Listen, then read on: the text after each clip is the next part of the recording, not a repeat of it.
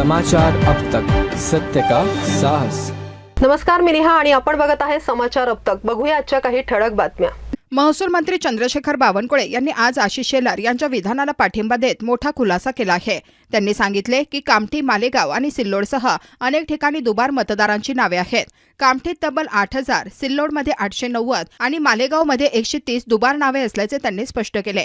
बावनकुळे म्हणाले, एडिशन होते पण डिलीट होत नाही, त्यामुळे मतदार यादीत गोंधळ निर्माण झाला आहे।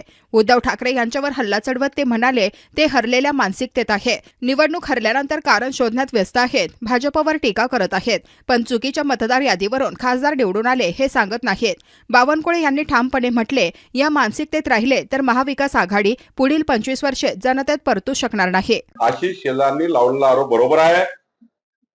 मी सांगतो कामठीमध्ये, मी सांगतो मालेगावमध्ये, सिल्लोडमध्ये बऱ्यापैकी ठिकाणी म्हणजे काही ठिकाण तर असे आहेत लोकसभा आणि विधानसभेमध्ये की 600 मतं काँग्रेस, 1 मत भाजपा।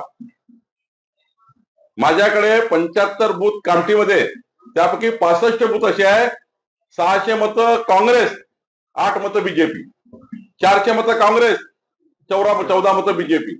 65 बूथवर या पद्धतीचं मतदान झालं आहे। आणि महाराष्ट्रामध्ये तुम्हाला दिसेलच, तुम्ही लोकसभेचे निकाल बघा, स्पेसिफिक बूथ एक आमच्यावर राग काढल्यासारखे बूथ आहेत। म्हणजे हिंदू धर्मीयाचे जे बूथ आहेत किंवा मागासवर्गीयाचे बूथ आहेत, या बूथवर हा राग दिसत नाही, पण एक प्रकारचा आमच्या विरुद्ध असा त्या ठिकाणी राग तयार करण्यात आला आहे जसे आम्ही सर्व धर्माच्या विरुद्ध आहेत। आणि त्यामुळं एक प्रकारचा जिहाद वोटच्या माध्यमातून करण्याचा प्रयत्न महाविकास आघाडीच्या नेत्यांनी त्या धर्मामध्ये आणि समाजामध्ये केलाय।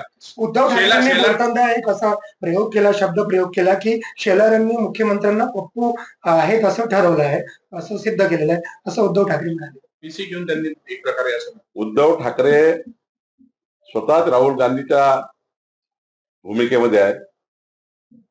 मागे आदित्य ठाकरेजींनी राहुल गांधीचा पाडा वाचला, आता राहुल गांधीचं स्वीकारलं आदित्य ठाकरेंनी आणि राहुल गांधीचंच वर्तन स्वीकारलं उद्धव ठाकरेंनी। पप्पू कोण आहे तुम्हाला माहित पडलं, महाराष्ट्राला माहित आहे पप्पू कोण आहे। राहुल गांधीचं लागून चालन करणारे, काँग्रेसचं लागून चालन करणारे, राहुल गांधीच्या नक्षे कदमवर चालणारे लोक हे खरे पप्पू आहे। आणि त्यामुळे महाराष्ट्राचे पप्पू तुम्हाला माहिती आहे कोण आहे।